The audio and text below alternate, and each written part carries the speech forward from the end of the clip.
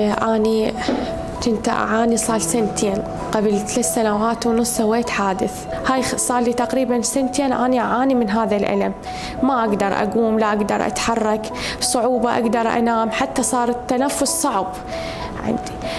هسه قبل فترة أنا هسه أراجع عند دكتور حازم، الله يوفقه، هم ساعدني هواي ووقف وياي وقال لي تحتاجين عملية، عندي انزلاقات قوية، وقال تثبيت براغي.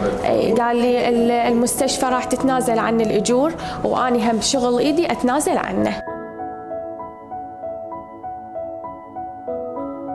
المريضة سكينة راجعتنا، راجعت مستشفى الحجة، وكانت تشكي من آلام في الظهر شديدة، والآلام تنزل على رجلها اليسرى.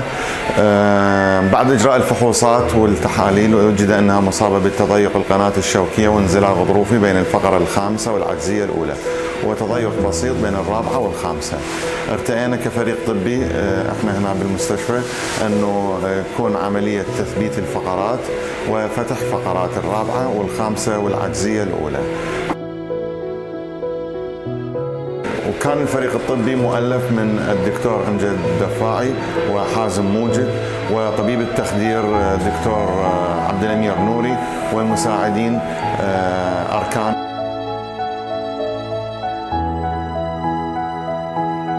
بفريق جراحي برئاسة أبو حسن الدكتور أمجد دفاعي، وكان ضمن المبادرة المجانية، والمريضة إن شاء الله ما تتحمل أي تكلفة، وكل الأمور إن شاء الله طيبة.